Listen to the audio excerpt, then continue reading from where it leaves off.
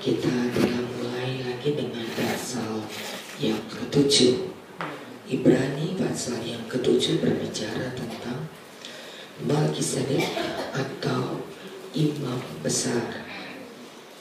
Dan kedudukan seorang imam besar adalah kedudukan yang ditetapkan Allah untuk menjadi perantara. Kalau saudara baca, seorang imam besar itu masuk ke dalam tempat kudus atau tempat maha kudus dengan membawa darah dari domba atau lembu yang disembelih, dan itu ditetapkan untuk mengampuni dosa.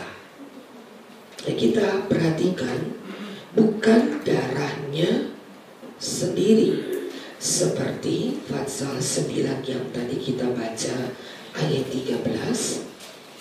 Dari ayat 12, ia telah masuk satu kali untuk selamanya ke dalam tempat yang kudus, bukan dengan membawa darah domba jantan atau darah anak lembu, tetapi dengan membawa darahnya sendiri, dan dengan itu ia mendapat kelepasan yang kekal.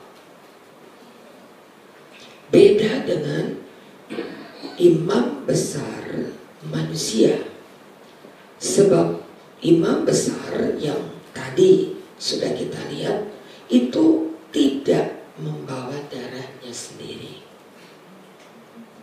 sedangkan darah domba jantan atau lembu jantan tidak dapat menyucikan manusia secara rohani. Itu dibuat hanya secara lahiriah, ayat 13. Itulah yang membuat kita bersyukur bahwa imam besar yang kita miliki itu bernama Yesus. Ia masuk, ia membawa darahnya sendiri. Di atas Golgota, di atas salib, Kristus satu kali masuk ke dalam tempat maha kudus. Kelihatannya ke Golgota. Jadi Golgota adalah tempat maha kudus Allah. Kalau imam-imam orang Israel, tempat maha kudus adalah ruang ketiga dari kemah suci. Tetapi tempat maha kudus Allah adalah salib. Itulah yang membuat betapa besar arti Golgota untuk kita. Betapa besar arti ibadah yang sungguh-sungguh. Kita nggak punya lagi tempat ibadah yang bersekat-sekat. Kita nggak punya lagi, oh ini ruang kudus, oh ini ruang maha kudus. Dalam tatanan ibadah kita, bentuk gereja di mana saja akan sama. Hanya besar, kecil, dari batu, dari triplex. Hanya itu bedanya. Tapi tidak ada lagi ruang yang bersekat-sekat. Kita tidak melihat di mana ruang maha kudus. Oh, masuk lagi di belakang, di belakangnya mimbar. Tidak ada belakangnya mimbar rumah orang. Dan tidak ada lagi orang yang bisa mana. Dan di mana imam besar. Itu sebabnya mengapa diingatkan kalau kita masuk beribadah. Pengkhotbah 4 ayat 17 berkata, hati-hati, jaga langkah. Karena tempat kita ibadah inilah yang disebut dengan tempat maha kudus. Mengapa? Karena disinilah Karena disinilah tempat kita melayani. Tidak usah di belakang mimbar. Disinilah tempat kita beribadah, ini tempat Maha Kudus Allah. Tidak ada beda antara saudara yang duduk dan saya yang berdiri. Sama-sama kita melayani. Amin. Sama-sama. Yang disebut melayani yang mana? Oh, yang di belakang mimbar. Tidak. Saudara duduk pun engkau sedang melayani. Hanya bedanya saya berdiri di sini dan saudara duduk di situ. Tapi kalau mau diukur kualitas pelayanan sama. Saudara yang duduk, saya yang berdiri. Kadang-kadang saudara yang berdiri, saya yang duduk, sama. Saya tidak merasa, oh saya tidak melayani, tidak usah masuklah saya. Tidak. Saudara melayani dalam ibadah-ibadah keluarga, saya tetap duduk. Karena kita adalah sama melayani di ruang Maha Kudusnya Allah. Amin. Jangan kurang hati saudara. Kalau engkau sedang duduk, jangan menjadi sombong kalau engkau sedang berdiri. Karena kita sama-sama melayani. Tidak ada yang lebih, tidak ada yang istimewa. Kita tidak dalam satu tempat ibadah yang seperti zaman Israel lagi. Tapi disinilah tempat semua orang. Kata Daud, satu syaratnya, kamu boleh masuk dengan satu syarat, mengasihi Tuhan. Lain dari mengasihi Tuhan, engkau tidak berlayak masuk dalam tempat Maha Kudus Allah. Karena yang ada di sini sudah kata di dalam ayat pasal 9, dipercik dengan darah. Dan darah itu adalah penebusan dosa atas kita. Kita mempunyai hak yang sama. Saudara tidak dikatakan yang di bawah tidak boleh angkat tangan, cuma di mimbar. Kalau dalam gereja Katolik yang jemaat makan hosti atau komini, minum anggur nggak? Minum anggur nggak? Enggak. Hostinya sudah ditaruh dalam sebuah cawan. Itu tidak ada anggurnya. Kalau ada anggurnya, hancur. Karena hosti itu begitu masuk di lidah, sudah habis. Kalau dalam cawan ada anggurnya dan hosti itu dicampur anggur baru diberikan, hancur semua. Yang minum anggur cuma romo saja. Karena hosti itu seperti kerupuk yang halus begitu. Jadi ketika masuk di mulut, begitu bercampur dengan air kita, habis, sudah hancur ya. Jadi tidak ada anggur di dalam cawan, tidak ada. Cuma hosti saja. Sedangkan kita baca perjamuan kudus itu, inilah tubuhku, lalu ayat berikut, inilah darah. Jadi yang harus kita makan dan minum adalah tubuh dan darah. Tidak usah dibahas. Lalu kita datang ke gereja Katolik, kurang itu Alkitabmu. Tak perlu. Masing-masing dengan argumentasinya. Tapi kita mengerti apa firman Tuhan. Allah tidak cuma berikan tubuhnya, tapi Dia juga memberikan darahnya.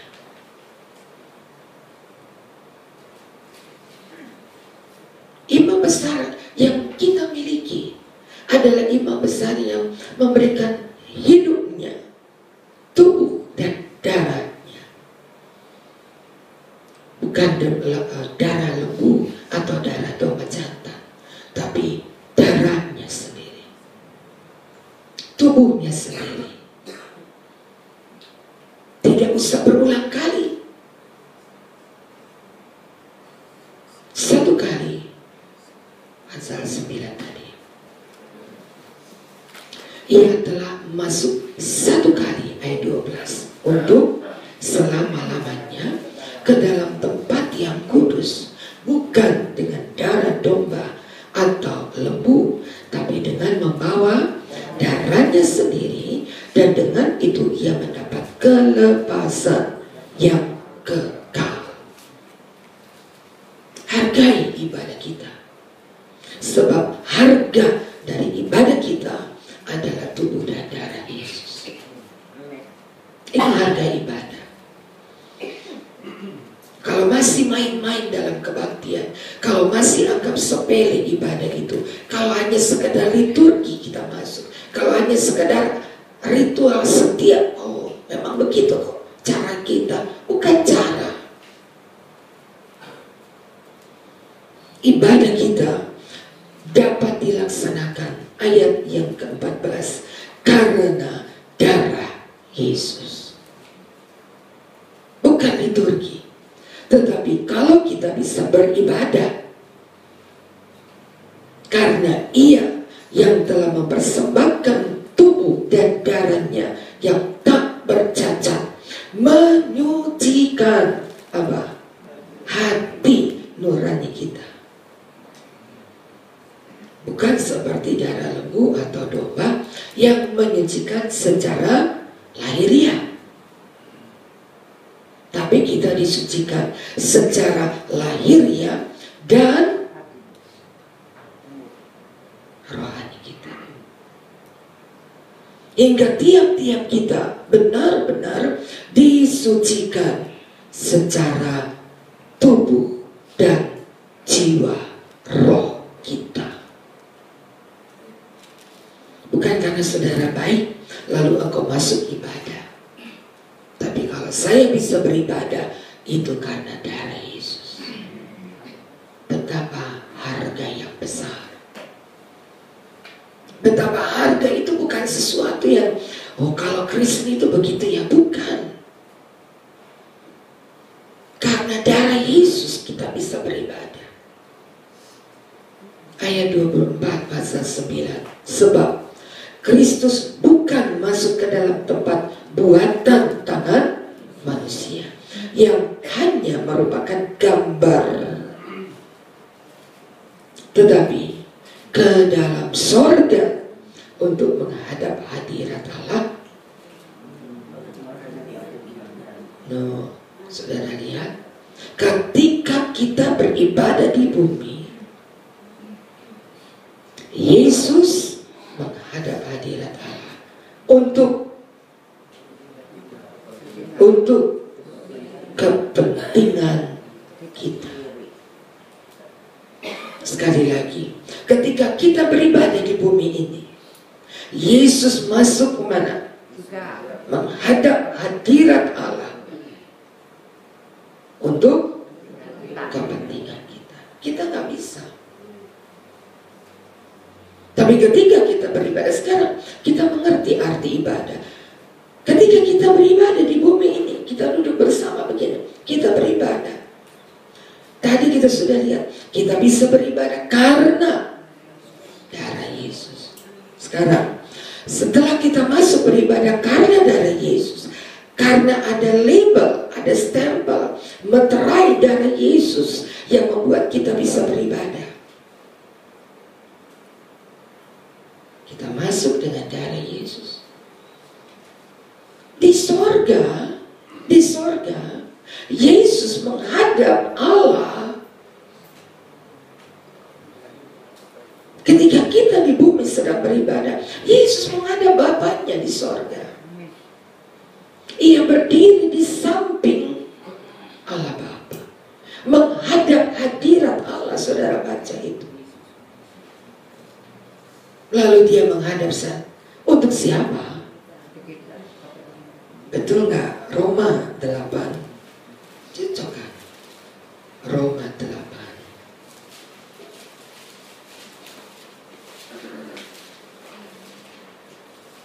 ayat 26. Demikian Roh membantu kita dalam kelemahan kita, sebab kita tidak tahu bagaimana sebenarnya harus berdoa.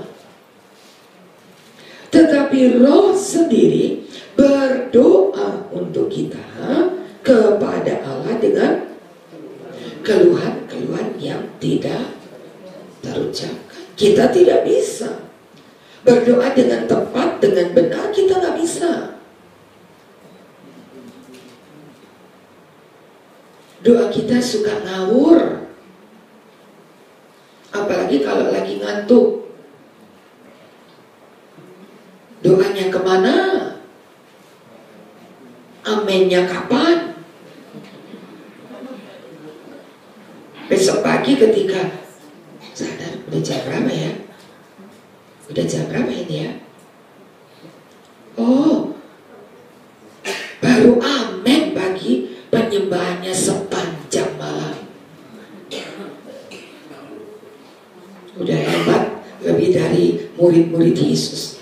Murid-murid Yesus diajak berdoa 1 jam aja. Tetapi saudara lihat, kalau kita lagi ngantuk sepanjang malam, lalu namanya doa semalam suntuk. Karena udah kesuntukan, amennya baru esok pagi.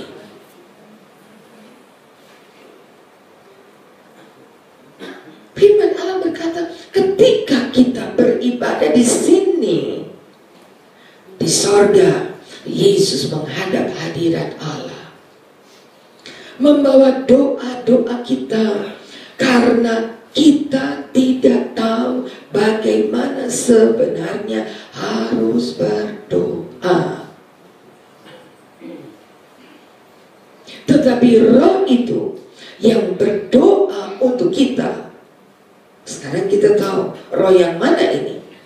Roh Kristus yang berdoa kepada Bapa dengan keluhan-keluhan yang tidak terucapkan.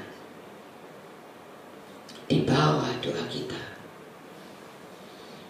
Nah, kalau kita main-main dalam kebaktian, doa yang mana yang dibawa kepada Bapa?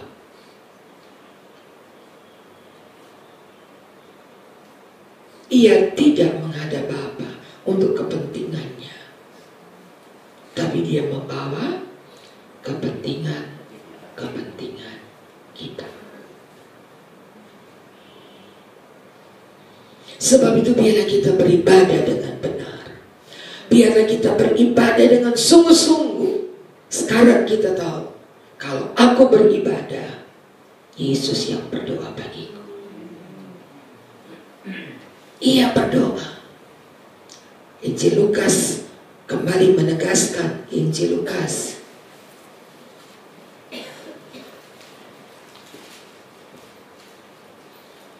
pasal yang ke-22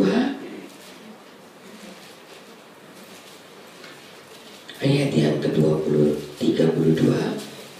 Injil Lukas 22 ayat 32. Tetapi udah ketemu 22 ayat 32. Tetapi aku telah berdoa. Nah, saudara tahu apa isi doa Yesus? Jangan gugur imannya. Yesus tidak berdoa kepada Bapa, berkati rotinya, tambahkan rezekinya. Bukan itu doa Yesus. Dari kemarin dia kepengen makan babi, berkati supaya dia bisa makan enak. Dia ingin baju baru, berkati. Bukan itu doa Yesus. Tapi yang Yesus doakan adalah supaya iman jangan gugur. Itu yang didoakan. Loh, kok Tuhan gak tahu keperluan saya? Kalau iman tidak gugur, rezeki datang sendiri. Baru amin kalau disebut rezeki datang.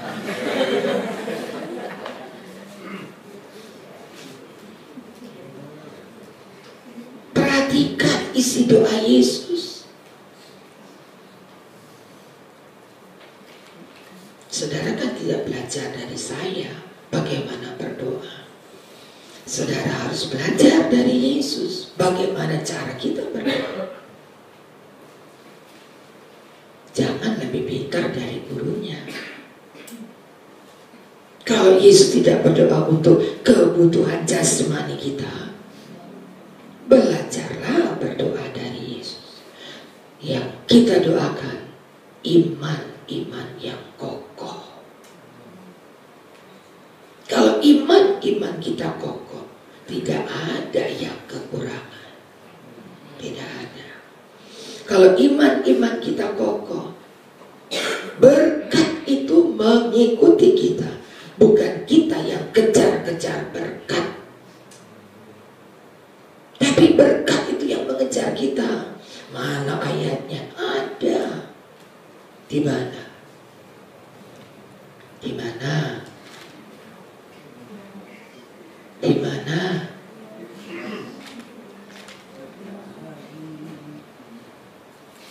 Mazmur 23. Lupa. Ayat yang ke-6 berkata apa? Mazmur 23 yang ke-6.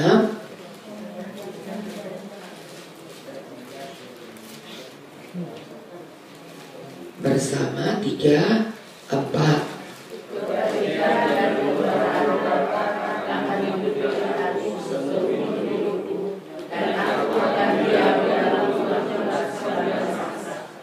Apa yang mengikuti kita?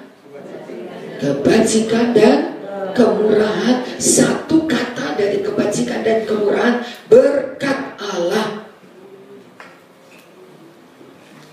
mengikuti. Kalau di sana, waduh, lari kejar, itu ada Alkitabiah. Kok gak kelihatan doa pagi kemarin? Oh, pagi-pagi saya harus ketemu klien. Itu ada Alkitabiah.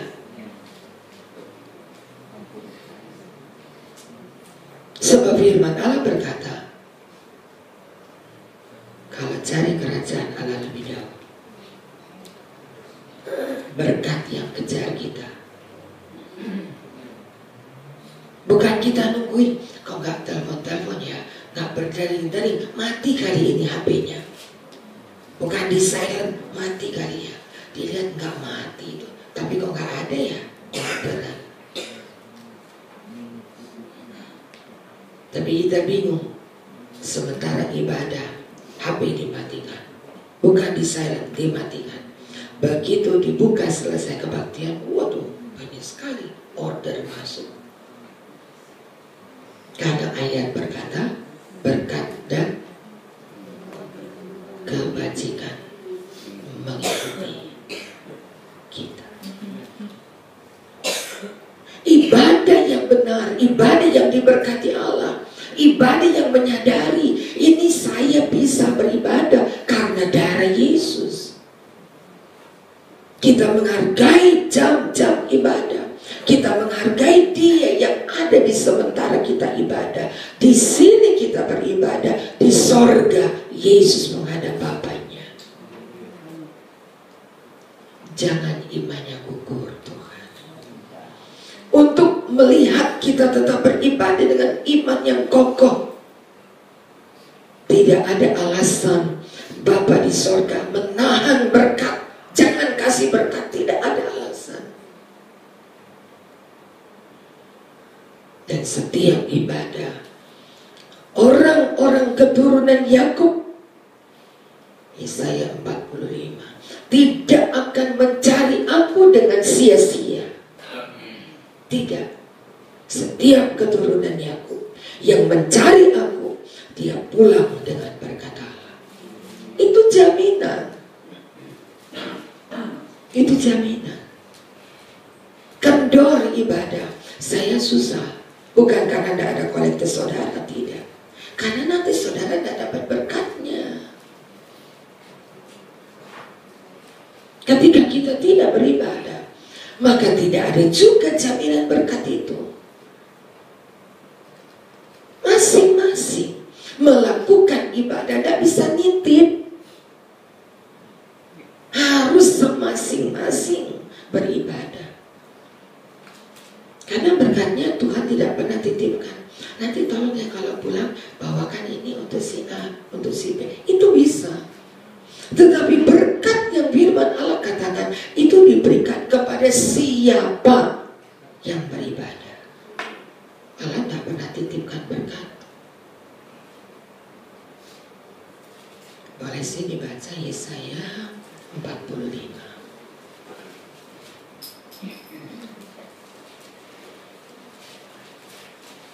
Ayat 19 berkata, Yesaya 45 ayat 19, saya ajak kita baca supaya hari ini kita tahu bahwa ibadah kita diberkati Tuhan. 3, 4. Tidak pernah aku berkata dengan sembunyi atau di tempat bumi yang gelap.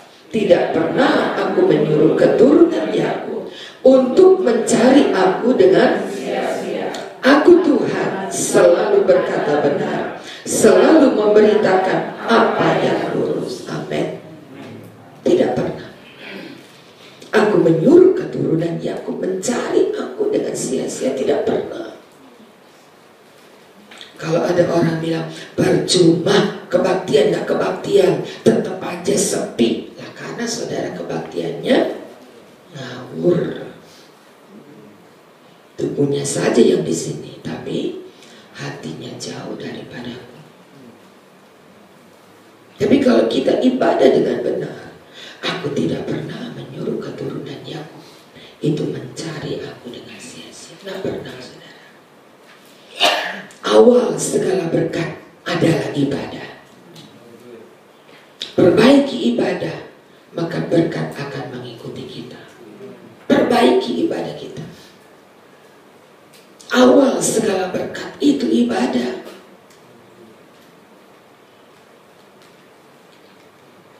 Dan kalau kita beribadah dengan sungguh-sungguh, maka Allah yang akan memberkati kita. Kemarin ada kebaktian hamba-hamba Tuhan se-DKI. Hamba-hamba Tuhan yang lain berkata gini, hebat, baru kali ini kebaktiannya luar biasa. Berkat besar sekali di tempat ini. Kita bersyukur. Belum pernah ada kebaktian mencapai jumlah seperti yang kemarin. Belum pernah. Banyak sekali pendeta-pendeta yang mau datang di sini. Bukan pendeta-pendeta mau datang, karena Tuhan yang memberkati kita. Bersyukur kepada Tuhan. Tempat kita dipergunakan, dipakai lagi. Dan setiap kali dipergunakan, berarti setiap kali diberkati Tuhan. Bersyukur kepada Tuhan.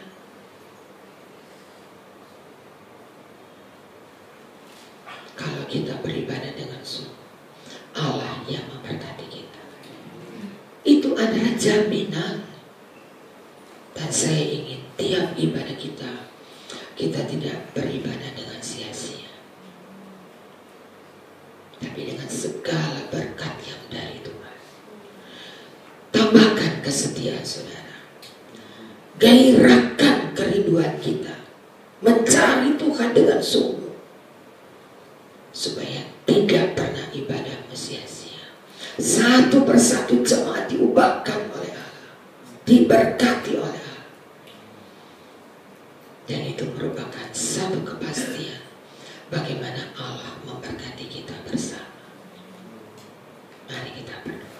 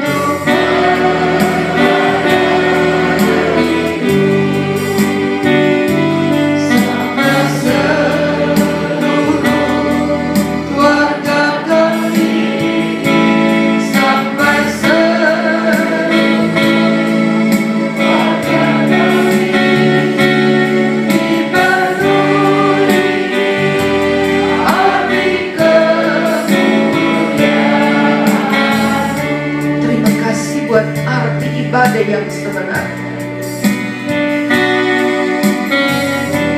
Terima kasih kalau darah-Mu telah membuat kami bisa beribadah. Dan ibadah itu memberkati kami bersama. Setiap kali kami beribadah di bumi ini, Engkau masuk ke tata Bapa dan Engkau bawa segala kepentingan kami.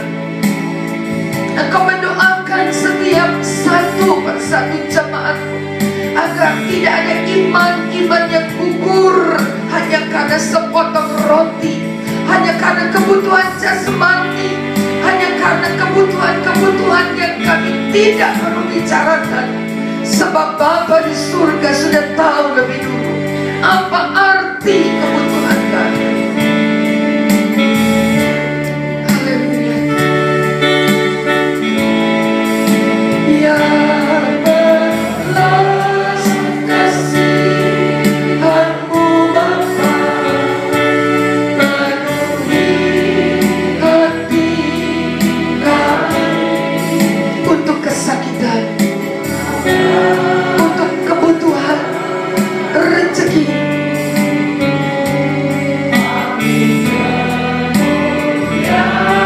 untuk makan pakai papan kami. Engkau jamin dalam setiap ibadah, roti makanan-Mu dicukupkan, air minuman-Mu dipenuhkan.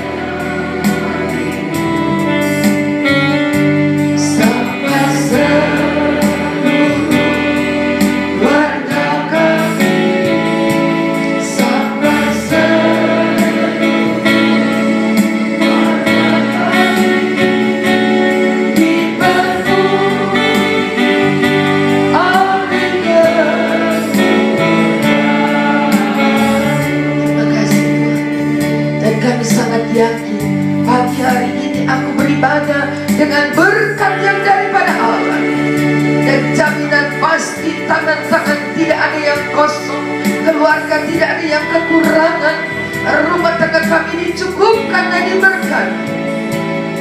Dan itu jaminan yang Engkau berikan atas kami. Terima kasih Tuhan. Kami akan mulaikan bekerja, dan ibadah sepanjang hari ini diberkati Allah di dalam nama Tuhan Yesus Kristus. Amin.